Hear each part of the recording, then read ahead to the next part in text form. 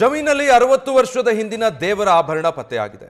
ಬುನಾದಿ ಹಾಕುವಾಗ ಈ ಹೂತು ಹೋಗಿದ್ದಂಥ ದೇವರ ಆಭರಣ ಸಿಕ್ಕಿದೆ.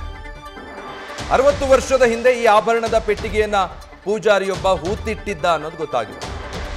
ಆದರೆ ಆಭರಣದ ಪೆಟ್ಟಿಗೆ ಎಲ್ಲಿದೆ ಅಂತ ಹೇಳದೆ ಪೂಜಾರಿ ಮೃತಪಟ್ಟಿದ್ದ. ಅದು ಸಿನಿಮಾ ಕತೆ ಇದ್ದ ಹಾಗಿದೆ ನೋಡಿ, ಬಟ್ ನಿಜ ಘಟನೆ ಇದು. ಈಗ ಜಮೀನಿನಲ್ಲಿ ಹೂತಿಟ್ಟಿದ್ದಂಥ ದೇವರ ಆಭರಣಗಳು ಮತ್ತೆ ಪತ್ತೆಯಾಗಿದೆ. ಚಿತ್ರದುರ್ಗದ ಚಳ್ಳಕೆರೆ ತಾಲೂಕಿನ ಬಂಗಾರ ದೇವರಹಟ್ಟಿಯಲ್ಲಿ ಈ ರೀತಿ ಪತ್ತೆಯಾಗಿದೆ. ಪೆಟ್ಟಿಗೆಯಲ್ಲಿ ಬಂಗಾರದ ಆಭರಣಗಳನ್ನು ಕಂಡು ಗ್ರಾಮಸ್ಥರು ಕೂಡ ಶಾಕ್ ಆಗಿದ್ದಾರೆ. ಅದರ ದೃಶ್ಯ ನೀವು ಕೂಡ ಗಮನಿಸ್ತಾ ಇದ್ದೀರಾ. ಪಾಯ ಹಾಕೋದಕ್ಕೆ ಅಂತ ಜಮೀನಿನಲ್ಲಿ ಭೂಮಿ ಅಗಿಯುವಾಗ ಈ ಪೆಟ್ಟಿಗೆ ಸಿಕ್ಕಿರೋದು. ಆ ಪೆಟ್ಟಿಗೆ ತೆಗೆದು ನೋಡಿದ್ರೆ ಅದರ ತುಂಬ ದೇವಿಯ ಚಿನ್ನದ ಆಭರಣಗಳಿದ್ದಾವೆ. ಸುಮಾರು 60 ವರ್ಷದ ಹಿಂದೆ ಪೂಜಾರಿ ಅದನ್ನು ಹೂತಿಟ್ಟಿದ್ದ, ಬಟ್ ಎಲ್ಲಿ ಹೂತಿಟ್ಟಿದ್ದ ಅನ್ನೋ ರಹಸ್ಯವನ್ನು ಹೇಳದೆ ಆತ ಪ್ರಾಣ ಬಿಟ್ಟಿದ್ದ. ಅದಾದ ನಂತರ ಅದು ಎಲ್ಲಿದೆಯೋ ಏನೋ ಅಂತ ಎಲ್ಲರೂ ಸುಮ್ಮನೆ ಆಗಿದ್ರು, ಯಾರಿಗೂ ಸಿಕ್ಕೂ ಇರಲಿಲ್ಲ.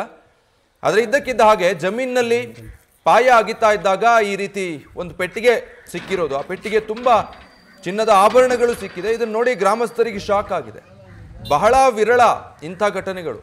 ಅಲ್ಲಲ್ಲಿ ಯಾವಾಗಲೂ ಒಮ್ಮೆ ಸಿಕ್ಕಿರೋದನ್ನು ನೋಡಿದ್ದೀವಿ, ಹೌದು. ಬಟ್ ಈ ಸಿನಿಮಾಗಳಲ್ಲಿ ಅಥವಾ ಕಾದಂಬರಿಗಳಲ್ಲಿ ಹೆಚ್ಚಾಗಿ ನಾವು ಈ ರೀತಿಯಾದದನ್ನು ನೋಡಿರ್ತೀವಿ ಅಥವಾ ಓದಿರ್ತೀವಿ. ಈಗ ನೈಜವಾಗಿ ಅಂಥದ್ದೊಂದು ಘಟನೆ ಚಿತ್ರದುರ್ಗದ ಜಮೀನಿನಲ್ಲಿ ನಡೆದಿರೋದು. ದೇವರ ಆಭರಣಗಳನ್ನು ಹೂತಿಟ್ಟಿದ್ದಂತಹ ದೊಡ್ಡ ಪೆಟ್ಟಿಗೆ ಒಂದು ಸಿಕ್ಕಿದೆ. ರೈತನ ಜಮೀನಿನಲ್ಲಿ ಅದು ಕೂಡ ಸಿಕ್ಕಿರೋದು.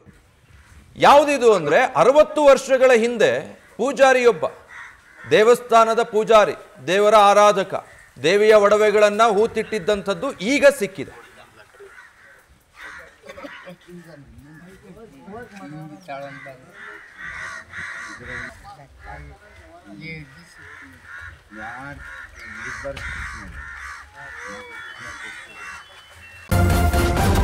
ನ್ಯೂಸ್ ಫಸ್ಟ್ ನಿರ್ಭೀತಿಯಿಂದ ನಿಮ್ಮ ಪರವಾಗಿ.